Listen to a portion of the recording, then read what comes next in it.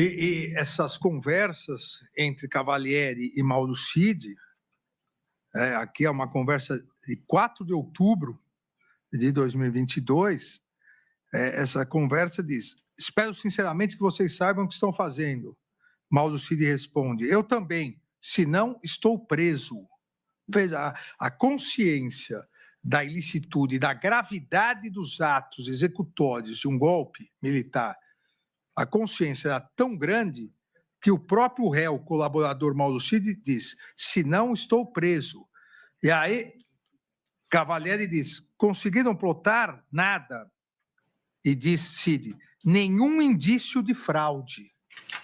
Eles não tinham dúvida que não havia fraude, mas continuavam nisso. Nessa mesma linha, após a live realizada, e já tratamos isso no núcleo 4 da desinformação, por aquele influenciador argentino, no dia 4/11 de 2022, sobre as urnas eletrônicas, o acusado Sérgio Ricardo Cavalieri e o colaborador Mauro César Barbosa Cid tinham conhecimento da notícia falsa sobre as urnas eletrônicas, assim como o colaborador ressaltou que os integrantes da organização criminosa que haviam produzido o material. E transcrevo aqui a conversa entre Cavalieri, que no nome dele, no perfil Cavalo, conversa isso. Isso é o que 2 hackers do interior de São Paulo descobriram e colocaram na internet antes do segundo turno. Na conclusão, eles consideram que a fraude se embasa principalmente sobre procedimentos.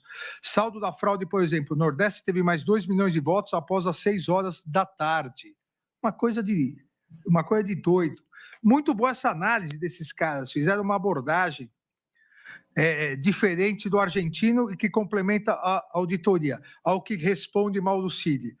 Nosso pessoal que fez, de risada, isso foi a base do argelino, ainda responde, tratando na gozação um assunto seríssimo que pretendiam divulgar o núcleo de desinformação, a fraude às eleições. Dia 26/11, o acusado Sérgio Ricardo Cavalieri perguntou ao réu colaborador Mauro César Cid se o réu Jair Messias Bolsonaro tinha conhecimento das ações ilícitas que estavam sendo praticadas, o qual foi confirmado pelo próprio denunciado Sérgio Ricardo Cavalieri de Medeiros em depoimento prestado à polícia. Ou seja, o que eu li anteriormente em relação a aqui também, o 01 sabe disso, que é da referência ao presidente. Se o presidente tinha conhecimento, carta aberta, sabe. Respondeu que sim, que o presidente tinha conhecimento sempre para convencer, sempre para pressionar o comandante, principalmente do Exército. A denúncia ainda aponta que o acusado Sérgio Ricardo Cavalieri de Medeiros e o coronel Gustavo Gomes, em 15/12 de 2022, em que é demonstrada a expectativa dos integrantes da organização criminosa sobre uma possível concordância do alto comando do Exército.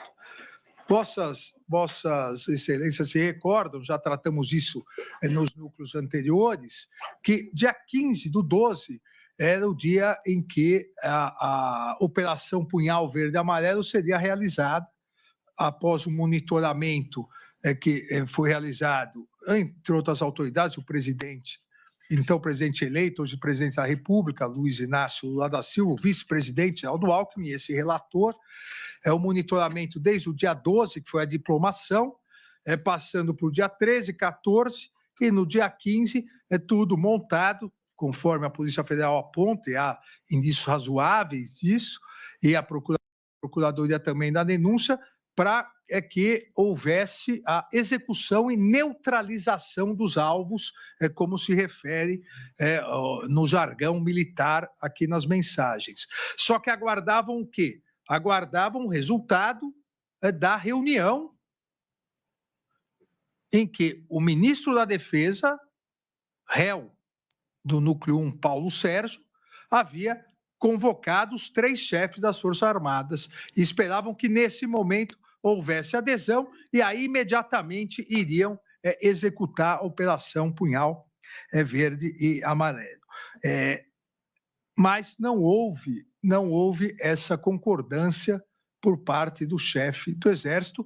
E aí, também é interessante esclarecer a todos, presidente, aí não houve a execução da neutralização, porque confundem atos preparatórios para a prática de homicídios com atos executórios, mais um ramo de atos executórios para atos golpistas. São coisas diversas.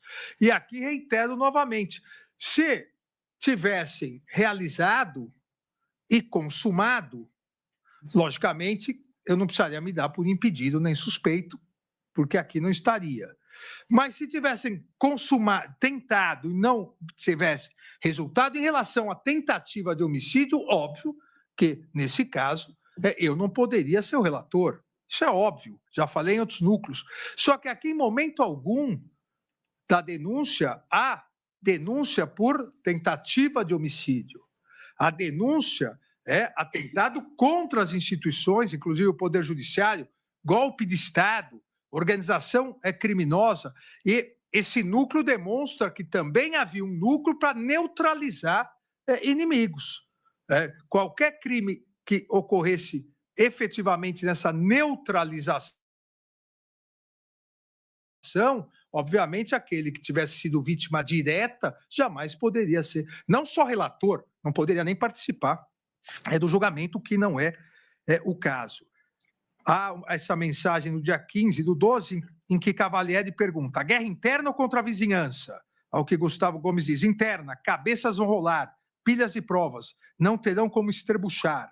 E Sérgio Cavalieri diz: ótimo. A acusação ainda narra, e há um HD, onde há Gabinete Institucional de Gestão de Crise, sendo que a data para ser implementada é exatamente no dia seguinte à neutralização desses alvos, que seria dia 16/12. O acusado Mário Fernandes teria função relevante na assessoria estratégica, e aí também transcrevo no voto esse Gabinete Institucional de Gestão de Crise. Nesse mesmo dia, 16/12, o denunciado Sérgio Ricardo Cavalieri de Medeiros encaminhou a mensagem para o coronel Gustavo Gomes, ressaltando a expectativa com relação à assinatura do decreto golpista. Teremos que cortar algumas cabeças, então. Assine logo e deixa rolar. Deixe o povo saber quem são os traidores. É só partir com os fuzileiros. Até porque devemos nos recordar que, conforme a imputação da Procuradoria e denúncia já recebida, a Marinha o comandante da Marinha teria aderido, e os fuzileiros, diferentemente dos Estados Unidos, que são à parte, né, os fuzileiros no Brasil fazem parte da Marinha brasileira. Por isso a referência é só partir com os fuzileiros.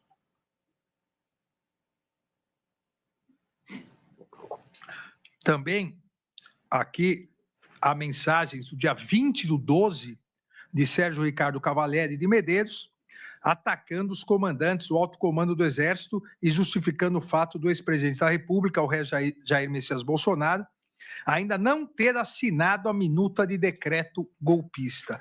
Veja, a relação do núcleo de executório, núcleo 3 com o núcleo 1, cada prova, cada tropeçada, se acham várias provas dessa relação. As mensagens de Ricardo Cavalieri de Medeiros: nossos líderes formados naquela escola de prostitutas, né? A educação impressionante, por escolherem um lado, o seu lado pessoal, em detrimento do povo. Sérgio Cavalieri explicou ainda o motivo do então presidente Jair Bolsonaro ainda não ter assinado o decreto. O presidente não vai embarcar sozinho, porque pode acontecer o mesmo que no Peru. Ele está com o decreto pronto, ele assina e ninguém vai, ele vai preso, então não vai arriscar. A mensagem confirma a ideia da deposição do novo governo eleito. Os indícios demonstram que até 4 de janeiro de 2023, 4 dias antes do dia 8 de janeiro, da tentativa de golpe de Estado, no dia da infâmia, como bem relembrou um dos advogados da tribuna, como a nossa ex-presidente, a ministra Rosa, assim o definiu, demonstram que até em 4 de janeiro de 2023, Mauro César Barbosa Cid, o réu delator, estava em constante comunicação e interação com o denunciado Sérgio Ricardo Cavaleri de Medeiros. Sérgio Ricardo ainda perguntou nessa data: ainda tem algo para acontecer? O que Mauro Cid respondeu com 2 mensagens, apagando-as em seguida. Estamos falando do dia 4. Diante das respostas recebidas, Sérgio Cavaleri indagou: coisa boa ou coisa horrível? E em seguida disse: bom. Mauro Cid ponderou: depende para quem. Para o Brasil é boa. Nós estamos falando do dia 4 de janeiro.